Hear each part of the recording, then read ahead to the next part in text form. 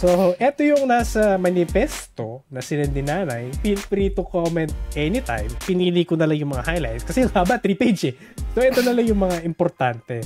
Sabi ni nanay, the images you sent to my son have given him a tainted image of a true woman. Do you think so? Ano to eh? A true woman. Possible naman yung ganong babae. Sige, i-forward natin. Baka may additional may additional pa ba? So, sige. Sabi niya kasi, a woman with wisdom, understanding, hope, to give strength to a man, not weakness. These pictures play on a man's weakness like Delilah to Samson, who deceived Samson into getting what she wanted. Mas pa pinag-usapan natin ha.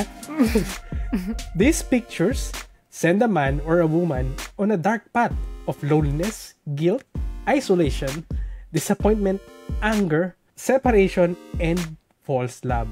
Yun. There's more kasi pinutol na lang. So, what are your thoughts dun sa manifesto ni nanay? Nasa level ni Samson and Delilah yung mousepad niya.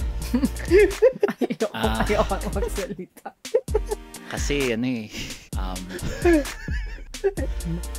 Ma. Hindi, tulog ka na. Ma, tulog ka na. Antok lang yan. Ang malas na yun, nahuli siya eh, no? Actually, yun ang mahina si brother. Oo. Bakit binuksan ni nanay? Ano ba nakalagay doon sa packaging na nila? For you, bebe. Sulat. Nakalabas agad. Nakalabas agad eh, no? Baka kasi nakabakat. Hindi na nakabox eh, no? Oo, baka nakabakat. Sa plastic. Ano to? Sabi kasi naka-bubble wrap lang. Feeling ko, hindi nakabox yan. Hindi, joke lang. Sayang eh, no? So, yun nga. Unfortunately, almost approximately $190 of products yung pinamili niya, no? Ni bata. Binalik. So, na-refund. Kasi na-discover yung package. At least na-refund. Pero, at least na-refund. Pero yun nga lang. Malungkot future ng anak niya. Malungkot yung gabi. Malungkot yung bata ngayon. Magpro-progress na yung carpal tunnel niya. Ang gagawin niya sa gabi. Wala siya mousepad. Hindi na siya gagaling mag-FPS. Hindi na siya, wala yung mga merge niya. Sayang. Yun lang. Grabe. So, ilang taon kaya to? Yun yung na-curious ako. He's a boy. A growing boy. Pero gaano kaya siya kabata? Feeling ko hindi na super bata. Para mag-react yung nanay ng ganun. Ikaw pwede kang maging nanay. Ikaw, tita, babayagan mo, tita?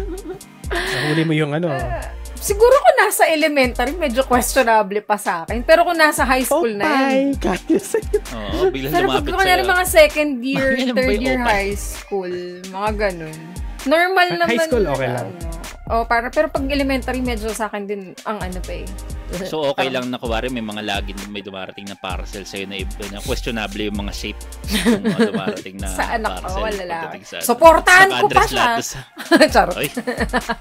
Sa supportive sa magiging kabiyak ng aming co-host, alam mo na kung yung future na magiging. Supportado daw niya siya nang bahala dun sa opay.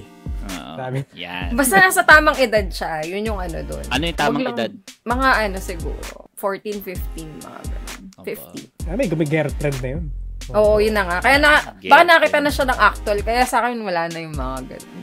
Pero pag yung elementary talaga, parang medyo hindi pa tama talaga. Kaya tinatanong ko kung ano yung age. Kaya hindi na-check yung age eh.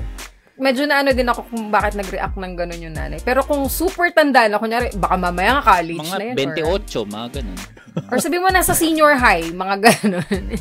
Medyo, feeling ko matanda na to eh. Kasi, feeling ko din. Yung mga nagstay sa basement na. Kasi, feeling ko matanda na siya eh. Feeling ko din matanda na yan. Order siya online. Yun. Tsaka hindi, yung mga bata kasi ngayon, medyo takot pa sila na bumili ng ganyan-ganyan. Yung kunwari mga nasa high school, I highly doubt. Parang siguro yung percentage ng bibili ng ganyan. Siguro mga sabi mo nasa 2 to 5% lang. I-confirm natin pag may high school na anak si Shell. Condom na, kabado na akong bumili nun.